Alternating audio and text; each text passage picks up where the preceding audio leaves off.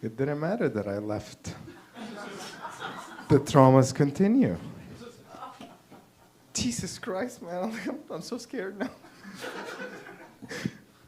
Are you good? Yeah, all right. I feel a lot better now, actually. Yeah, but not us. Like,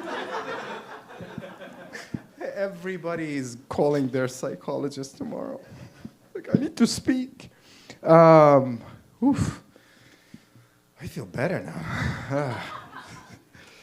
I mean, it's just a bomb. You know what I mean? Could be worse. Could be part of D.T. Scott's stories. Yeah. Are you guys ready for the next comedian?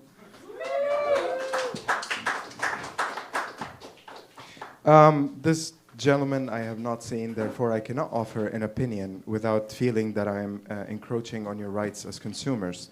But I could say that the fact that he's here and he signed up, he must be funny, or at least he was told he is. And I'm sure he's gonna be great, Mr. Adam Murray.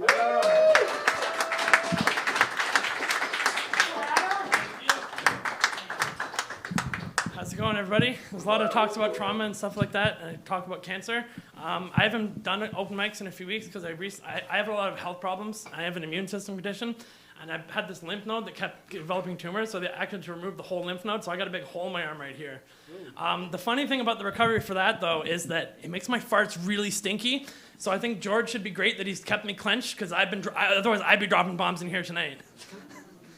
All right, so I have some new jokes that I've written here, so I'm going to try. I'm not sure where I want to start. Well, when I was a little kid, me and my family, we played a lot of video games. We were very close. We played a lot of board games and stuff like that. The family favorite was actually Mario Kart, which was great. Unfortunately, my dad used to beat me a lot, but you know what? That's okay, because at least I always won when we played Mario Kart. When I was young, I used to swallow a lot of things that I probably shouldn't. I swallowed a lot of dimes, and I swallowed a lot of dimes as a kid. And then, not that long ago, to check to make sure I didn't have cancer, I had to have a colonoscopy done. And you take that pink liquid that really clears you out, and when I got cleared out, a bunch of quarters came out. And I actually did the math, and I think it was only about a 0.74% increase per year, which is a pretty shitty interest rate if you ask me. Yeah, I do actually have a lot of health problems. I was actually born with this spinal cord disorder, so my spinal cord did not grow properly, so like my vertebrae are not shaped normally at all. And the really interesting thing about that is like some days when I wake up, I can be like 6'2", and then throughout the day, I can be about 6 feet, so it kind of grows and fluctuates a little bit. But you know, that's not the only part of my body that can grow and shrink about 2 inches. Also, I dated men and women growing up, and I'm actually married to a man right now, but I wasn't sure if I was gay or straight or bisexual, but I actually did find out going to the doctor over the years that there's actually a test they can do to see whether or not you're bisexual. So I actually went out and got the test, and when I went there, it turns out I actually am bipolar.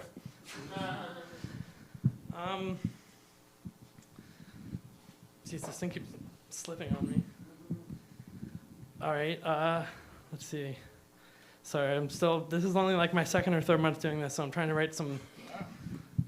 So all the body parts that they try to argue which one's the best body part, they all got into an argument. The liver was like, I'm the best body part because I clean the blood. The heart was like, no, I pump the blood. The brain is like, I control everything. The asshole says, no, that's not true. I'm the best. And they're all like, oh yeah, prove it. So he just clenches up and shuts down, and eventually the body's going to start to go into sepsis, and they're all just like, all right, you're the best, now open up.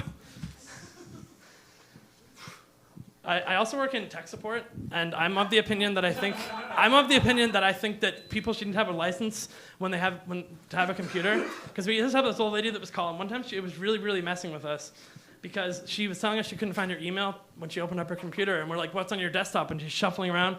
Well, there's a stapler and some pens, and we're like, no, on the computer. And she's like, oh, there's a lovely picture of my husband on the computer, and we're like, no, on the screen, like not on the PC. And she says, well, actually, I'm a liberal. And then it turns out she didn't even actually have an account with us in the first place.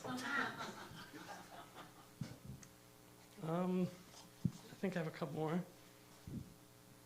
Yeah, so dating guys, I'll tell you right now, certainly is a pain in the ass. But you know what the worst part is, though? It's having to smoke weed every time before you go to bed. Because the Bible says, any man who lies with another man shall be stoned.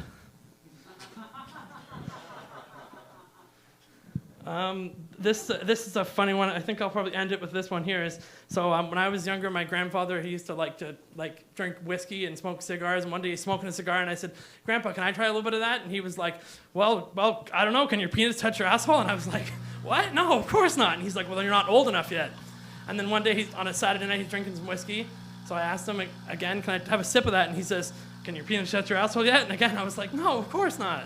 And then one day grandmother made one of his favorite meals, and when she made the meal, it was delicious, and it was his favorite dessert, and I was about to have the last bite, and he asked if we could split it, and I looked at him and says, "Well, I don't know, Grandpa, can your penis touch your asshole?" And he says, "Of course it can," and I said, "Well, then go fuck yourself." All right, thank you, everybody.